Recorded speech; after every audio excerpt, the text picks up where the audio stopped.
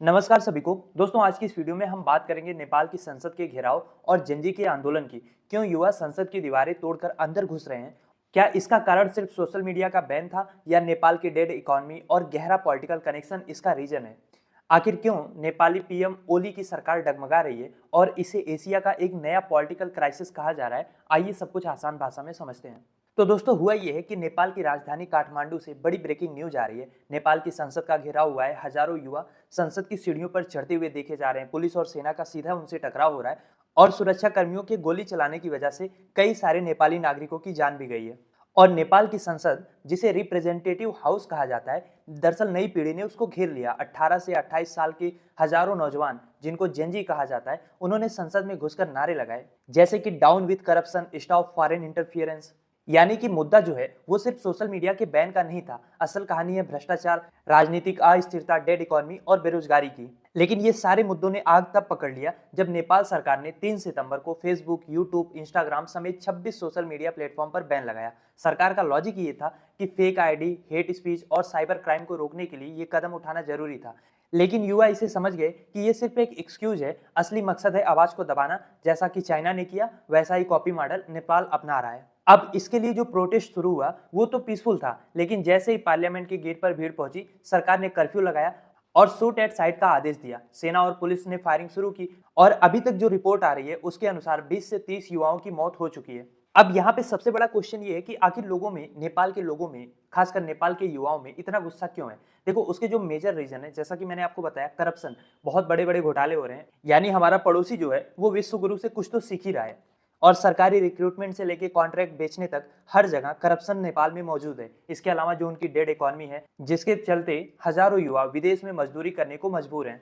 और इन सब के बीच में एक लीडरशिप का क्राइसिस भी है। बूढ़े नेता कुर्सी छोड़ना नहीं चाहते और ये जो युवा जंजी की पीढ़ी है वो इनको सत्ता से बाहर करने के लिए खड़ी है। इसके अलावा नेपोटिज्म भी बहुत भारी मात्रा में नेपाल में है। नेताओं के बच्चे यूएस, यूके, ऑस्ट्रेलिया में लग्जरी लाइफ जी रहे हैं, जबकि एक आम नेपाली जो है वो बेरोजगार घूम रहा है, कई विदेशों में जाके मजदूरी कर रहा है और खुद के देश में करप्शन का शिकार तो है ही है। तो सवाल ये है कि जब इतना बड़ा गैप है तो आखिर ये सब कैसे भरेगा? और अब जब आंदोलन शुरू हो गया है तो आगे क्या होगा? देखिए, बात अगर हम राजनीतिक स्तर की करें तो नेपाल में फिलहाल एक कोलिशन की गवर्नमेंट चल रही है।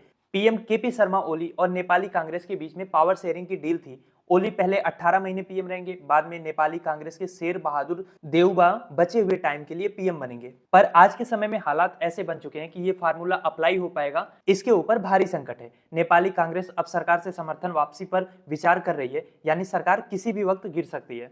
और अगर हम इसको भारत के पर्सपेक्टिव से देखें, क्योंकि जिस तरीके के भारत और नेपाल के क्लोज रिलेशन है, ऐतिहासिक और कल्चरल टाई हम साझा करते हैं नेपाल के साथ, तो ऐसे में भारत के लिए भी ये समझना जरूरी हो जाता है कि क्या ऐसा नेपाल जो स्थिर ना हो, वह ना भारत के हित में होगा, ना साउथ एशिया की सिक्योरिटी के लिए अच्छा होगा। नेपाल की इकोनॉमी भारत से गहरे रूप में जुड़ी हुई है। ट्रेड हो, टूरिज्म हो, हाइड्रो पावर प्रोजेक्ट्स हो, सब पर असर होगा अगर नेपाल में इनस्टेबिलिटी बढ़ती है। और सबसे बड़ा डर पता है क्या है? अगर स्थिति बांग्लादेश जैसी बन गई तो नेपाल की जो इनस्टेबिलिटी है उसका सीधा असर भारत की सीमा सुरक्षा पर पड़ेगा। और जैसा कि आपको पता है, 2-3 महीने में बिहार में चुनाव भी है, तो ऐसा लग रहा है कि साहब को मौका मिल जाएगा फिर से एक बार घुसपैठियों का मुद्दा उठाने के लिए, अगर नेपाल में हालत नहीं सुधरते हैं। इसके अलावा नेपाल देखो काफी सेंसिटिव है। एक तो लैंडलॉक कंट्री है और हमेशा से नेपाल की राजनीति जो है वो जियो पॉलिटिक्स से प्रभावित रही है। नेपाल सरकार ने सोशल मीडिया रेगुलेशन पुश किया तो एलिगेशन ये लगा कि ये चाइना मॉडल से इंस्पायर है। वहीं जिस तरीके से ओली पर अमेरिका का दलाल होने का नारा लग रहा है, इससे पता चल रहा है कि नेपाली जनता के बीच में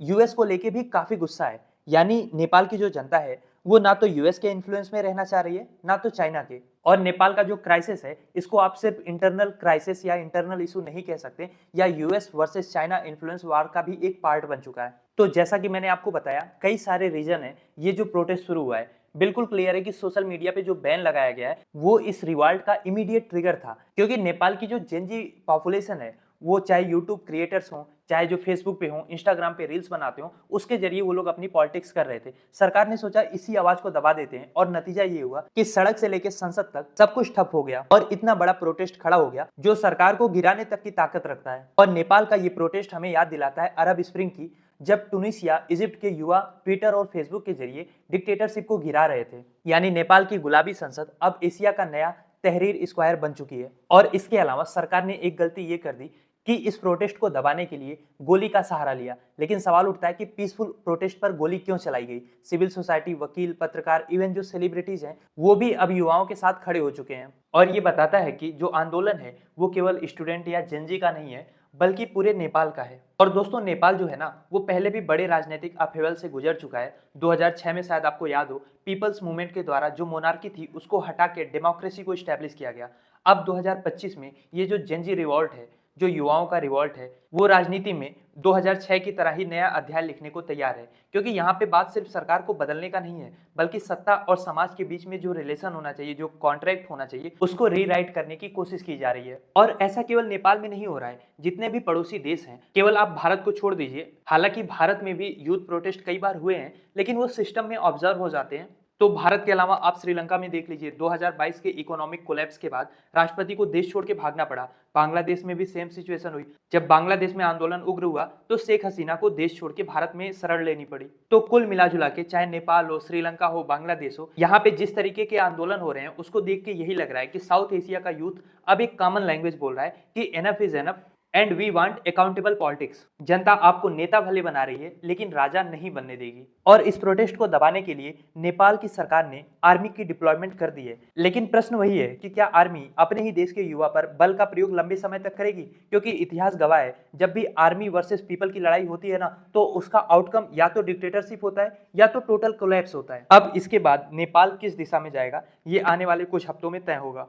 क्योंकि ये प्रोटेस्ट यूं ही दब जाएगा आर्मी और पुलिस के बल पे, इसके चांसेस कम लग रहे हैं। क्योंकि नेपाल की जो जनता है ना, वो नेपाल की डेड इकोनॉमी से काफी ज्यादा परेशान है। टूरिज्म का रेवेन्यू वहां पे ऑलरेडी गिर रहा है। जो रेमिटेंस आता है, यानी विदेश में काम करने वाले नेपाली वर्कर्स जो वहां से पैसा भेजते हैं, वही नेपाल की इकोनॉमी का इस समय मेन सोर्स बचा है। डोमेस्टिक जॉब मार्केट लगभग कोलैप्स कर चुकी है और वर्ल्ड बैंक की रिपोर्ट बताती है कि नेपाल का यूथ अनएम्प्लॉयमेंट लगभग 19% से ऊपर है। लेकिन जो वहां पे अंडर एम्प्लॉयमेंट है, यानी जिनको पैसा कम मिल रहा है, कम कमा रहे हैं, जितना जरूरत है उतना नहीं पा रहे हैं, उनकी संख्या या उनका परसेंटेज तो और ज्यादा है। और ऐसे में पॉलिटिशियन का जो करप्शन है, मिस गवर्नेंस है, वो आग में घी डाल रहा है। और यहीं पे लोगों का एक बड़ा बेसिक सा सवाल उठ रहा है कि जब हमारे पास जॉब्स नहीं है, हेल्थ केयर नहीं है, एजुकेशन सिस्टम टूटा हुआ है, तो नेता मर्सिडीज गाड़ी में कैसे घूम रहे हैं? और नेताओं के बच्चे, नेपाली नेताओं के बच्चे यूएस यूके में लग्जरी लाइफ जी रहे हैं। और नेपाल का जो आम युवा है वो या तो गल्फ में जाके माइग्रेशन की जिंदगी जी रहा है, या तो नेपाल के अंदर अनएम्प्लॉयमेंट और बेरोजगारी की मार झेल रहा है। तो इस वजह से विद्रोह तो होना ही था। और इसीलिए कहा जा रहा है कि ये आंदोलन बस ओली की सरकार तक सीमित नहीं है, बल्कि पूरे सिस्टम को बदलने की मांग उठ रही है। नेपाल की पार्लियामेंट की घेराबंदी सिर्फ सरकार को गिराने का प्रयास नहीं है,